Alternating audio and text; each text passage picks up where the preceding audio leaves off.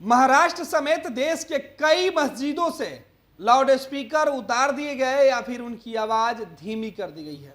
महाराष्ट्र में राज ठाकरे ने सीधे ऐलान किया था कि मस्जिदों से अगर लाउड स्पीकर नहीं उतारे गए तो इसके खिलाफ वो मोर्चा चलाएंगे।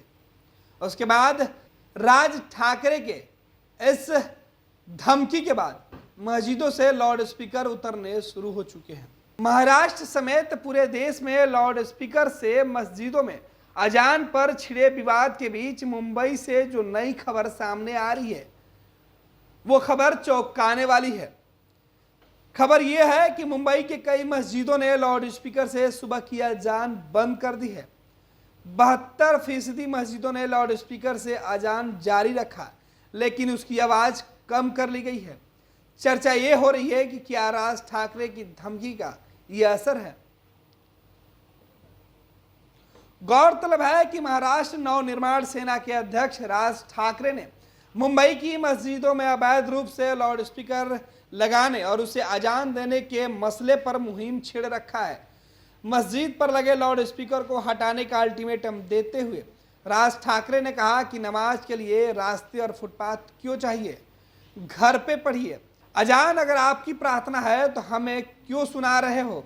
राज ठाकरे ने कहा कि अगर सरकार ने मस्जिदों से लाउड स्पीकर से अजान बंद नहीं कराया तो उनका संगठन मस्जिदों के सामने लाउड स्पीकर से हनुमान चालीसा बजाएगा। ठाकरे ने यह भी कहा कि ऐसा कौन सा धर्म है जो दूसरे धर्म को तकलीफ देता है। अब खबर यह आ रही है कि मुंबई के 72% मस्जिदों ने अजान के दौरान लाउड स्पीकर की आवाज कम कर ली है।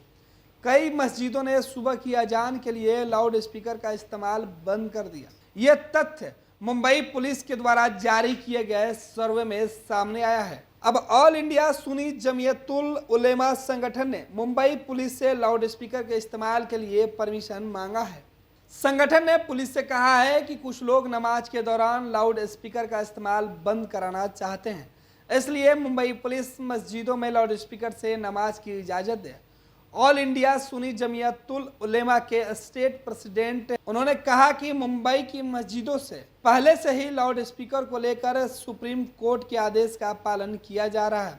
मुंबई पुलिस कमिश्नर से कहा है कि सभी पुलिस स्टेशनों को निर्देश जारी करे कि मस्जिद में लाउड स्पीकर का इस्तेमाल होता रहे।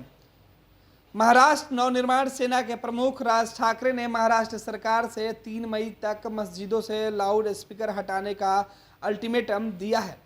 राज ठाकरे ने कहा है कि अगर ऐसा नहीं होता है तो उनकी पार्टी के कार्यकर्ता नमाज के वक्त मस्जिद के सामने बड़े बड़े स्पीकरों पर हनुमान चालीसा और भजन चलाएंगे। राज ठाकरे ने इस मसले पर महाराष्ट्र सरकार से खुले जंग का ऐलान कर दिया है। इस बीच शिवसेना ने राज ठाकरे पर दंगा भड़काने की साजिश रचने का आरोप लगाया है। वहीं नासिक पुलिस कमिश्नर दीपक पांडे ने कहा था कि कोई भी अजान के 15 मिनट पहले या बाद में लाउड स्पीकर पर भजन चलाएगा उसे पुलिस से परमिशन लेनी पड़ेगी। जो बगैर पुलिस परमिशन के लाउड स्पीकर पर भजन चलाएगा उसे 6 महीने जेल होगी। वहीं महाराष्ट्र सरकार ने कहा है कि वह धर्म स्थलों पर लाउड स्पीकर के उपयोग को लेकर नया निर्देश जारी करेगी। महाराष्ट्र के गृह मंत्री दिलीप वासले पाटिल ने कहा कि सूबे के डीजीपी और Mumbai police commissioner public place में लाउड स्पीकर के इस्तेमाल को लेकर गाइडलाइन बना रहे हैं। जल्द ही नई गाइडलाइन जारी कर दी जाएगी। गृह मंत्री ने कहा कि इस राज्य सरकार कानून व्यवस्था पर नजर बनाए हुई है। अगर किसी ने शांति भंग करने की कोशिश की तो उनके खिलाफ सख्त कार्रवाई की जाएगी।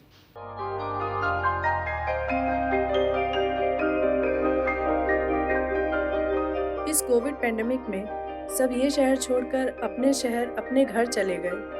हम लोगों का अपना शहर तो है लेकिन वहाँ अपना घर नहीं।